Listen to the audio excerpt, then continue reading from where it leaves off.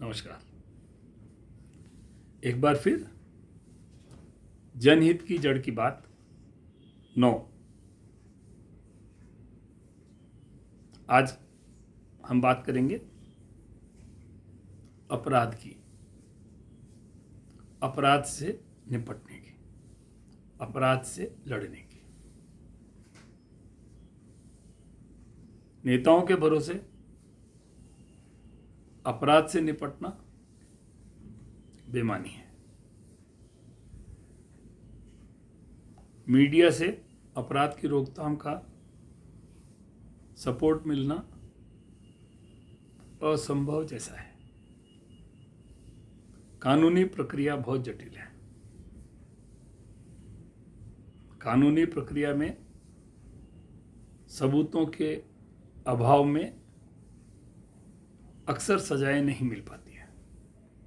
सजाएं मिले बिना अपराध की रोकथाम नहीं हो सकती। सबूतों में सबसे महत्वपूर्ण सबूत चश्मदीद गवाही का होता है। गवाही देने में हमें डर लगता है। हर व्यक्ति ये चाहता है कि बात तो सही है, पर मैं गवाही अगर दूंगा तो मुझे अदालतों के चक्कर काटने पड़ेंगे। इसी प्रवृत्ति से अपराधियों के हौसले बढ़ते हैं। हमें सच के साथ खड़ा होना सीखना होगा। आज हमारे साथ कोई दुर्घटना हुई है, आज हमारे साथ कोई क्राइम हुआ है, आज हम अगर दुर्दशा के शिकार हुए हैं, कल कोई और होगा। हमारे कोई काम आएगा, इस बात की हम उम्मीद अगर लगाते हैं, तो जब किसी और को हमारी ज़रूरत है, हमने उसके लिए तैयार रहना होगा। एक्सीडेंट होता है, सरकार ने कानून बनाए हैं, अदालतों ने निर्देश दिए हैं कि जो एक्सीडेंट में घायल को उठा के अस्पताल पहुंचाएगा, उससे कोई सवाल नहीं किया जाएगा। हर बात कानून से नहीं होती है। हौसला हम में होना चाहिए, मानवता हम में होनी चाहिए, भाईचारा हम में होना चाहिए। कुछ लोग हमारे इतने नज़दीक रहते हैं, हम जानते नहीं हैं उन्हें। हमारी बिल्डिंग में रहते हैं, हमारी सोसाइटी में रहते हैं, हमारे मोहल्ले में रहते हैं, हमारी गली में रहते हैं। हम मालूम नहीं है हमें वो क्या करते हैं। सोशल मीडिया का ज़माना है। सोशल मीडिया हमें आड़े वक्त पर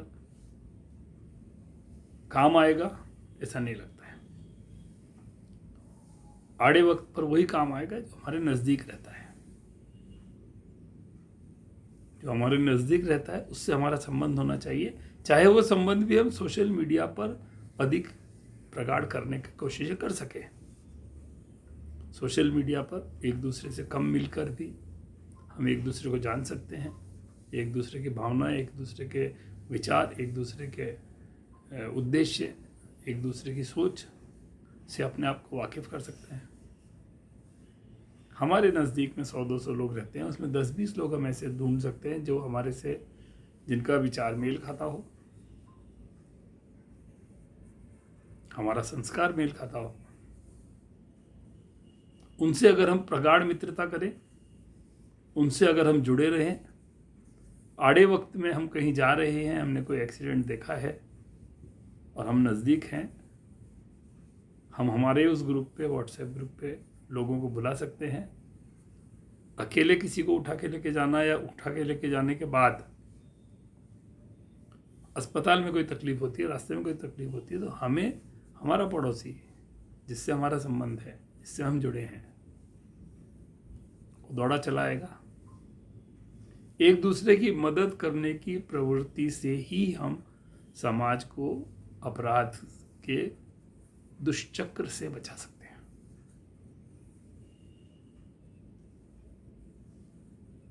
हाथरस में जो हुआ, किसी ने वो लड़की की मदद की होती, शायद हादसा कम हो सकता था। बाद में कोई आया होता पुलिस स्टेशन में, उनके साथ अस्पताल में आया होता, मदद की होती, कुछ मरहम रख सकता था। आज वो डरे हुए हैं, अपने घरों में रहने से डरे हुए हैं। आस पड़ोस के लोग अगर उनके साथ भाई बंधुओं की तरह खड़े रहते, उन्हें डर लगने की कोई बात ही नहीं थी। इसी माहौल को समझने की जरूरत है। अपराध अमीर और गरीब नहीं देखता है। अपराध दुष्प्रवृत्ति का सद्प्रवृत्ति पर प्रहार है। सद्प्रवृत्ति को मजबूत होना होगा। सद्प्रवृत्ति के लोगों ने आपस में मिलना होगा। सद्प्रवृत्ति के लोगों ने एक दूसरे को समझना होगा।